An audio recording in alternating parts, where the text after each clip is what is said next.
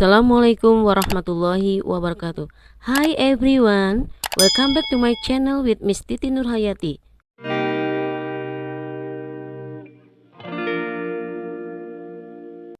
Today, we will study to learn English about narrative text.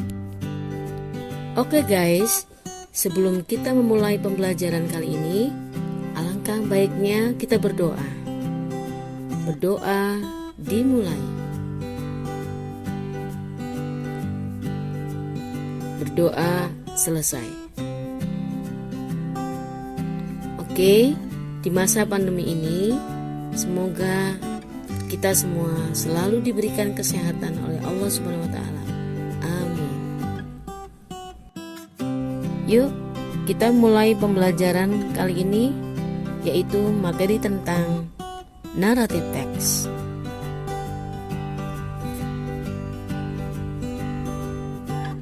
Apa sih yang kalian ketahui tentang narrative text itu? Apakah legenda,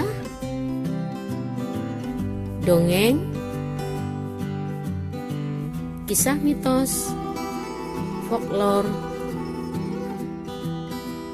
kisah masa lalu cinta kamu dengan dia, atau kisah masa lalu? Nah, sebelum kita memasuki materi tentang narrative text ini, jangan lupa ya untuk dicatat di buku catatan kalian masing-masing. Dan jangan lupa pahami baik-baik. Oke guys, di sini definition of narrative text is one of certain types of text or genre in English that was born from narration and recount text, anecdote, spoof text. Then, the notion of narrative text is an imaginative story to entertain people. Narrative text is a type of text in the form of an imaginary story, an engineered true story, or a fairy tale. Narrative text tells a story that has a series of connected chronological events. This type of the text aims to entertain the reader. Maksudnya, Indonesianya adalah narrative text adalah salah satu 13 jenis dari jenis teks dalam bahasa Inggris yang dilahirkan dari narasi atau recount text, anekdot, dan spoof text. Kemudian bentuk dari narrative text itu sendiri adalah sebuah imajinasi, cerita imajinasi ya, untuk menghibur orang. Kemudian ada narrative text yang lain, definisinya yaitu sebuah jenis teks dalam bentuk cerita imajinasi. Kemudian ada cerita yang betul, ada fairy tale. Narrative text menceritakan sebuah cerita di mana mempunyai sebuah hubungan urutan kronologikal kejadiannya. Nah, ini disebut jenis teks yang tujuannya adalah untuk menghibur para pembaca. Oke guys, setelah kita memahami tentang definisi dari narrative text, di sini ada purpose of narrative text, yaitu tujuan teks narasi. Narrative text aims to entertain and attract readers' interest. Narrative text present a story or event that has a problem. These problems can cause conflict, and at the end of the story, there is a resolution and have a sad or happy ending. Maksudnya, dalam bahasa Indonesia terjemahannya adalah naratif teks itu bertujuan untuk menghibur dan menarik minat pembaca. Naratif teks juga menyajikan cerita atau peristiwa yang memiliki masalah, di mana masalah tersebut dapat menimbulkan konflik. Dan pada akhir cerita ada resolusinya atau penyelesaiannya dan memiliki akhir yang menyedihkan maupun bahagia. Setelah kita mempelajari tentang definisi dan tujuannya, berikut ini ada generic structure of narrative text atau struktur narrative text. There are 4 of the generic structure. Ada 4 bentuk dalam strukturnya dalam narrative text. The first is orientation.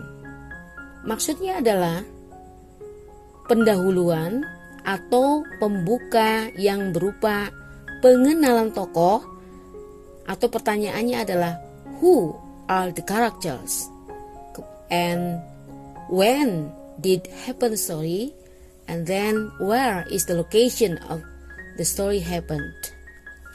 Kemudian yang kedua yaitu complication, yaitu pengembangan konflik atau pemunculan masalah pada cerita, di mana komplikasi ini ditempatkan pada paragraf kedua. Di mana ada komplikasi, pasti number 3 adalah resolution, yaitu penyelesaian. Maksudnya adalah penyelesaian konflik atau masalah di atas dari komplikasi atau langkah yang diambil untuk merespons masalahnya. Kemudian yang keempat disebut reorientation, yaitu ungkapan-ungkapan penutup atau closing yang menunjukkan berakhirnya suatu cerita. Reorientation itu bersifat optional atau tidak selalu ada pada naratif teks tersebut. Setelah kita mempelajari tentang generic structure atau struktur teks dalam naratif, di sini ada type of narrative, yaitu jenis teks naratif. Yang pertama yaitu folklore atau folktale atau disebut cerita rakyat. Apa itu cerita rakyat? Cerita rakyat atau folktale yaitu salah satu jenis cerita kepercayaan yang telah lama yang ada dalam masyarakat. Cerita ini berasal dari para nenek moyang dan yang disampaikan dari mulut ke mulut. Cerita rakyat ini masih terus diceritakan hingga saat ini atau sekarang. Jenis yang kedua yaitu legend atau cerita legenda. Apa itu cerita legenda? Yaitu sebuah cerita yang sudah lama tersebar luas di masyarakat dan dapat diyakini sebagai suatu sejarah atau dipercaya sebagai sesuatu hal yang benar terjadi di masa lampau atau masa lalu. Umumnya dipercaya karena adanya sebuah bukti peninggalan yang masih tersisa. Jenis yang ketiga disebut myth atau mitos. Mitos di sini adalah salah satu cerita yang berhubungan dengan hal yang gaib, yang menceritakan asal-usul suatu kebudayaan yang biasanya dihubungkan dengan para makhluk gaib seperti dewa dan sebagainya. Jenis yang keempat yaitu fable atau fabel. Fable yaitu sebuah cerita yang menggunakan para tokoh hewan atau binatang. Di dalamnya tujuan fable adalah untuk dapat menghibur para pembacanya saja. Di samping itu, fable juga mengandung berbagai nilai moral yang ingin disampaikannya. Misalnya sikap tolong menolong dan lain-lain. Dan yang terakhir yaitu jenis narasi adalah short story atau cerita pendek. Short story atau cerita pendek yaitu salah satu jenis dari cerita yang bersifat fiktif atau hanya berupa khayalan. Siapapun bisa membuat cerita pendek dalam sebuah bentuk short story karena berasal dari berbagai hasil imajinasi seseorang. Oke, setelah kita mempelajari tentang type of narratives, berikut ini yaitu language feature in Indonesia, yaitu ciri-ciri kebahasaan. Di sini ada 6. Yang pertama yaitu adverb of time. Dalam cerita teks naratif dalam tiap-tiap paragraf diawali ada keterangan waktu, yaitu once upon a time. Kemudian yang kedua ada lagi yaitu one day. Kemudian yang ketiga ada long time ago. Kemudian yang kedua yaitu menggunakan tenses yaitu past tense. Contohnya, they lived in the house. Nah, mana kata yang termasuk past tense-nya, yaitu verb kedua ya, atau second verb, yaitu ada kata lived. Kemudian berikutnya adalah he saw a big mountain. Nah, ada kata saw. Saw ini bentuk verb kedua, bentuk kesatunya adalah see. Kemudian yang ketiga yaitu specific character. Contohnya cerita Sang Kuryang dan cerita Cinderella. Kemudian yang keempat yaitu action verb. Yang dimaksud action verb di sini adalah kata kerja yang bisa menggerakkan. Contohnya kata kerja helped, ada kata cried, ada kata saw. Yang kelima yaitu time conjunction, bentuk waktu kata penghubung. Ciri-ciri dalam narrative text yaitu dengan menggunakan kata then, kemudian suddenly, tiba-tiba, dan when, ketika. Dan yang terakhir adalah menggunakan direct speech, yaitu kalimat langsung. For example, contohnya adalah oh my god, let me going out. Yaitu direct speech atau kalimat langsung, ciri-ciri awalnya yaitu ada kata tanda petik 2. Yang kedua contohnya, why are they crying my sister?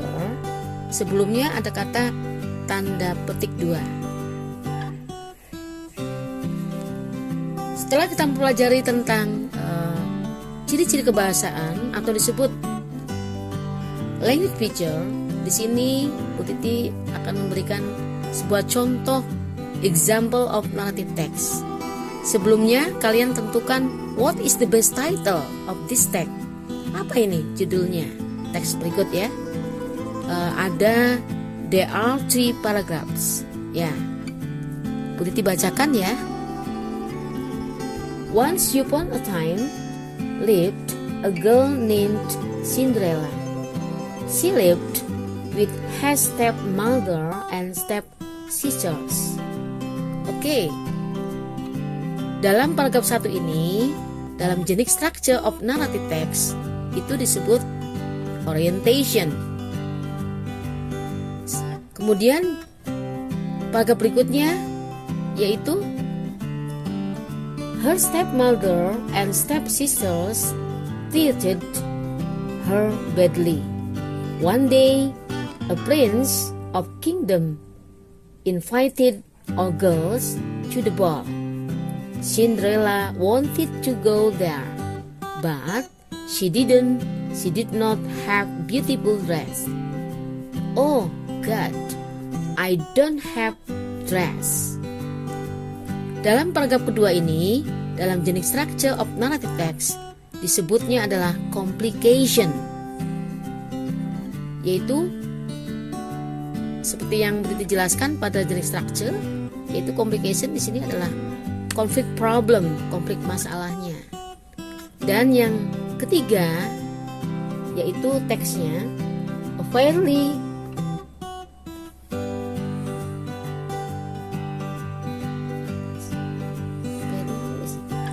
good mother. Goodnya semua. Good mother. A fairly good mother helped her. She changed her dress into beautiful ones. Then Cinderella came to the ball. A prince fell in love with her. They got married and lived happily ever after. Di mana ada complication, di mana ada masalah, konflik masalahnya, pasti ada penyelesaian. Nah, penyelesaiannya disebut resolution. Oke, penjelasan dari Bu Riti dalam example of narrative text. Silakan kalian diskusikan, tentukan mana kalimat yang menunjukkan, kata-kata yang menunjukkan orientation, complication, dan resolution. I think that's all enough. Thank you.